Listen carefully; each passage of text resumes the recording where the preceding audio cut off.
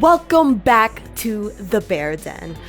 I am Maya, and I am here to honestly just not even here to talk about like a big topic. I just wanted to I wanted to come back on here. Like, I recorded on Sunday of how like stressed and like burnt out I felt, and the next day, on Monday, I think I recorded. No, it's either on Sunday or Monday I recorded how like burnt out I felt, and then on Tuesday there was a snowstorm and like just a random blizzard, and I actually looked up.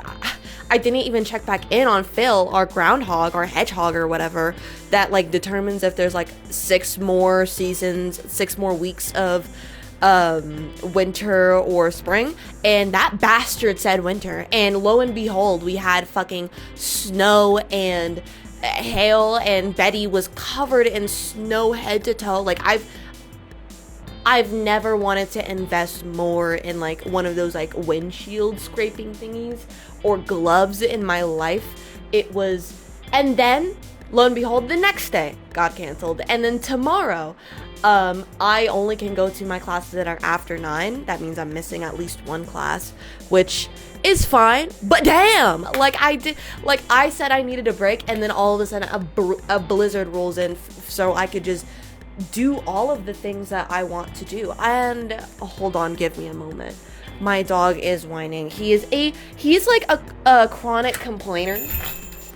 Yeah, sorry. My dog is a chronic complainer. No matter what you do for him, you feed him, you let him outside, you play with him, he's always complaining. Sorry about that. I was like, oh, I am so tired. I'm so exhausted. I don't have time for any of my desires or hobbies. And then all of a sudden we get 3 more days of just peace, I guess.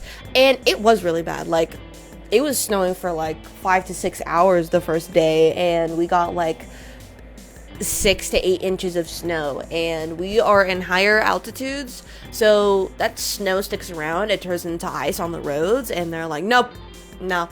Lo and behold, we go past the school campus, and there's like hundreds of kids like sledding. Like, snow is like a culture here. Like, they love snowboarding, skiing, very popular here.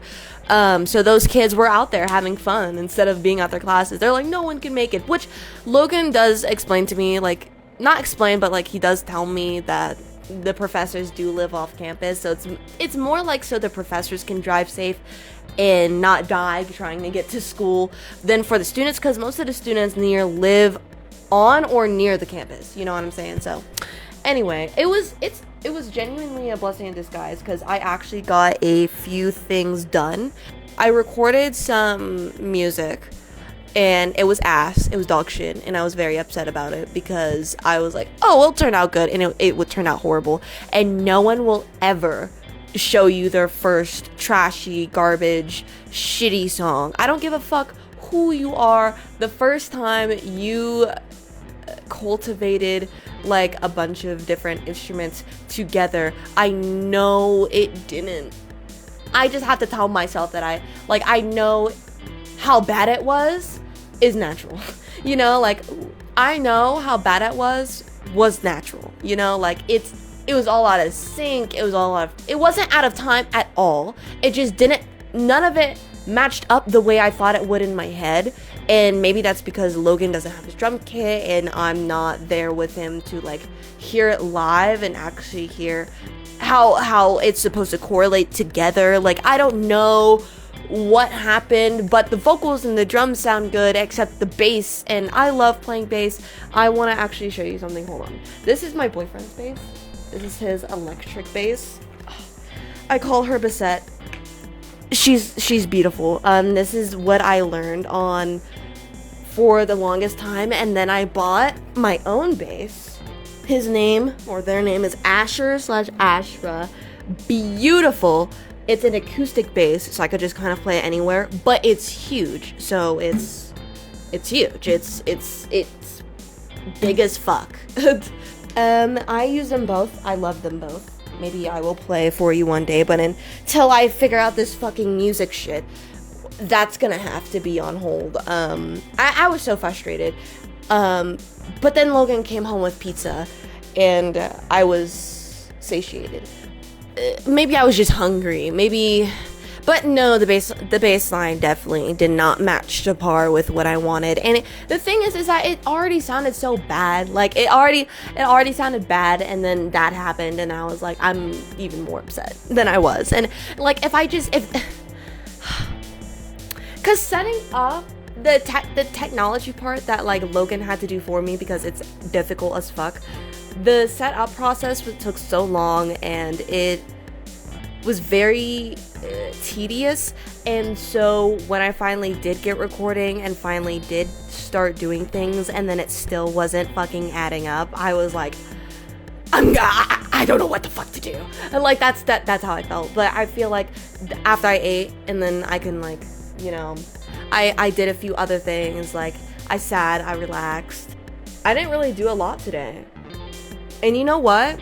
I feel like for the first time in like a while, I felt like, oh, I didn't do a lot of stuff today, and I don't feel awful about it, you know? As long as I'm gonna record this video, I'm gonna get all the footage off, put that into like Adobe Premiere, you know, do that whole thing, and then probably try to edit the song as best as my capabilities. But yeah, like that's what I've been doing. I feel like I haven't accomplished a lot recently because of that. Yesterday I did the dishes. Like usually in my mind I try to cultivate all the things that I did today or yesterday, so I feel like accomplished. And it works. It does work. And I'm like, okay, I did do a lot today, but today I didn't do a lot, and I still feel good. And it's not like I scroll. I know phones can be addicting, but if it's detrimental to your day-to-day life, like, just get over yourself and put the fucking phone down. Like, at that point, it's self-control, and it's embarrassing if you can't. Like, you know, like, just after 10 scrolls in, I'm like, I gotta do something with my hands better than this. Like, go do something else, right? Like, there's so many more productive things that are being taken away from you by this fucking phone, all right? Like, at least use it to record yourself singing or talking, or fucking record like just B-roll of just your life. Post it on media, save a memory, but don't just fucking, then you're not just scrolling in public. At least in some way or form, you're using your phone or your camera to intake the environment around you. You know what I mean? Sorry, that was really off topic. Anyways, this video is about like me discussing quickly about a dream that I had.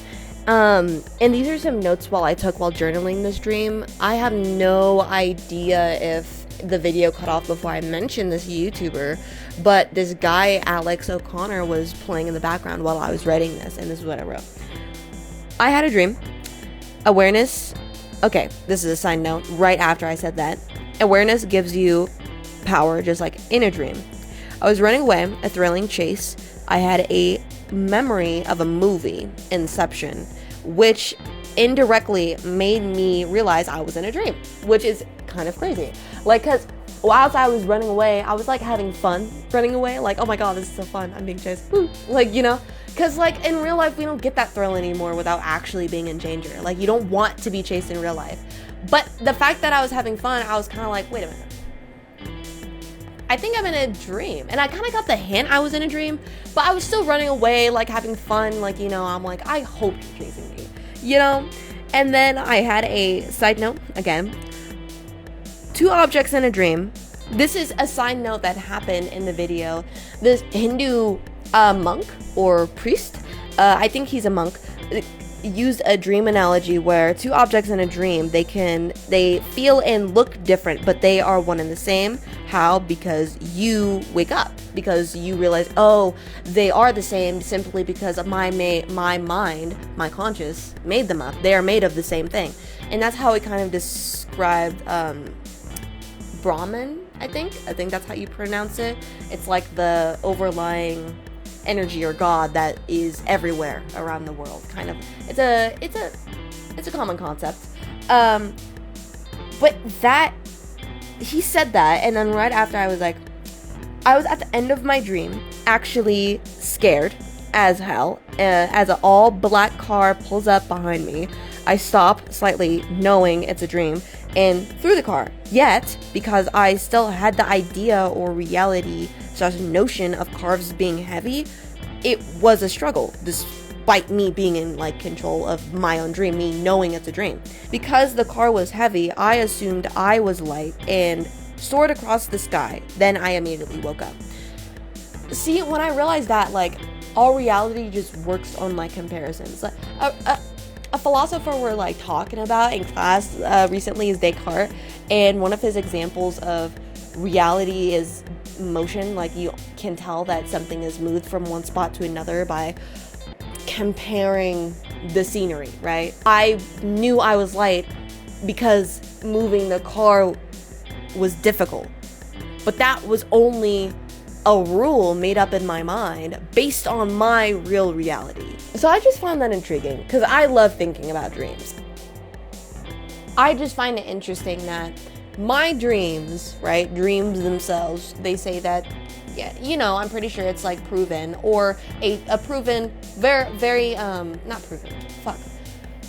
I'm pretty sure there's a supported theory, or even maybe like a proven theory, that dreams are just sorted, just your memories being sorted. And that's makes a lot of sense, because then you realize, oh, everything I see in a dream I've seen in real life before in some way, shape, or form. Unless you like haven't. And I'm like, and then there's people that like get concepts from dreams though. Like, say you dream of something, like a story, right? That story had to be built with ideas that you formed in this reality though. But the way it's told and the way it's formed is different. I find that intriguing. Sort of like, Descartes also said, we are God's thoughts. And then I'm like, well, we know as how human thoughts work. Like, if we think of something, it still initially has to be a reflection of our reality. That's just how we work as humans. If we're thinking, it's in a language that we were taught. If we're imagining something, it's in colors that we've seen before.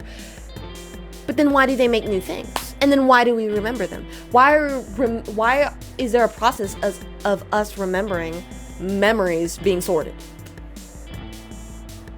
I think that's why your awareness gives you power in a dream though.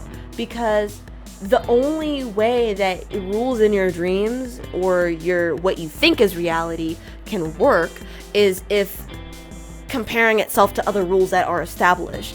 If you are lucid and aware, you know that all of those rules are fake. You know everything could be, you make the rules.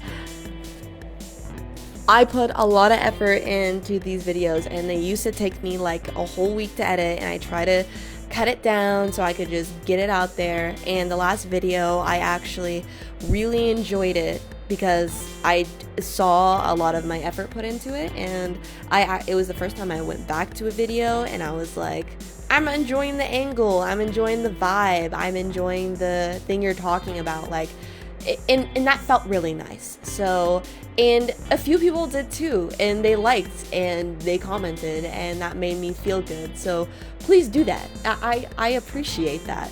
I see that. So thank you for watching. Thank you for coming to the Bear Den.